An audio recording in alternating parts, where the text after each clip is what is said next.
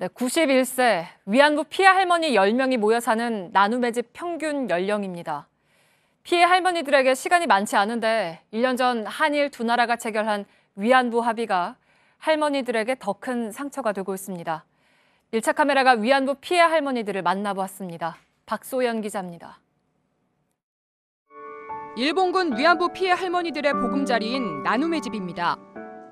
안쪽으로 들어오면 가장 먼저 보이는 게 바로 이 소녀상과 위안부 피해자 할머니의 흉상입니다. 흉상 아래를 보면 이렇게 성함과 간략한 소개글이 적혀 있습니다. 또한 점점 추워오는 날씨에 대비해 2주 전부터 이렇게 목도리도 둘러맸습니다. 이 목도리는 한 후원자가 직접 손으로 떠서 보내온 물품입니다. 피해 할머니 10명과 요양보호사 등 모두 25명이 이곳에서 생활하고 있습니다. 할머니 10분이 모여서 지내는 생활관입니다. 이곳 복도에는 이렇게 친절 박사 등 별명이 적혀 있는 사진과 액자도 걸려 있습니다. 이곳 할머니의 평균 연령대는 91살입니다. 거동이 불편하신 5분 할머니는 이렇게 병상 생활을 하고 계십니다.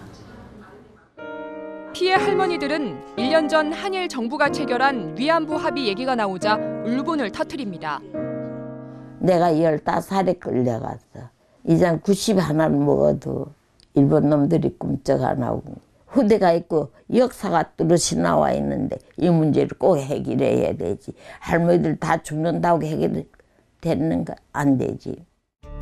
나눔의 집 바로 옆에는 일본군 위안부의 참상을 알리기 위해 박물관이 운영되고 있습니다. 나무로 만든 이 시설은 일본군이 운영한 위안소를 그대로 복원한 곳입니다. 일본군의 만행을 기록하고 널리 알리는 장소입니다. 이렇게 바깥에는 일본어로 적혀 있는 문패가 걸려 있고 안쪽으로 들어오면 작은 침대만 덩그러니 놓여 있습니다. 좁고 어두컴컴한 방 안에 시설이라곤 달랑 이 작은 창문이 전부입니다. 한 해 평균 10,000명이 이곳을 방문하고 있습니다. 이날 오전엔 일본 스게나미구 유네스코 협회 회원과 미국 미시간주 칼라마주 대학 교수 등 일본인 8명이 찾았습니다. 10億円のお金で慰安婦問題を解決したというふうに思ってるんですけども、ハルモニたちもそうは思っていませんし、全く解決はしていないのではないかと思っています。 올해 마지막 수요 집회가 열리고 있는 서울 평화비 소녀상 앞입니다. 이렇게 소녀상은 목도리와 털 모자를 두르고 있습니다. 이 옆에는 시민들이 두고 간 꽃다발도 보입니다. 오늘로써 수요 집회는 벌써 1263회째를 맞이하고 있습니다. 1년 전 한일 양국이 체결한 위안부 합의가 원천 무효라는 목소리는 점차 높아지고 있습니다. 집회 참석자들은 별세한 위안부 피해 할머니 영정을 앞세우고 광화문 외교부 청사까지 행진했습니다. 한편 정부가 설립한 위안부 피해자 지원재단인 화해치유재단은 제 역할을 못하고 있다는 비판을 받고 있습니다. 피해자들의 명예 회복과 치유를 위해 만들었다는데 뚜렷한 사업 성과는 내놓지 못하고 있습니다.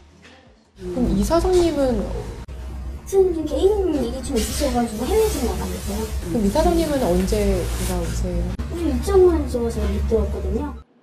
올해 들어 사망한 위안부 피해 할머니는 7명. 현재 정부에 등록한 위안부 피해 생존자는 40명입니다.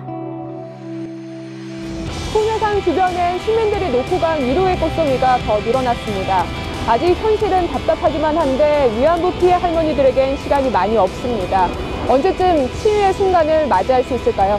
밀착 카메라 박소연입니다.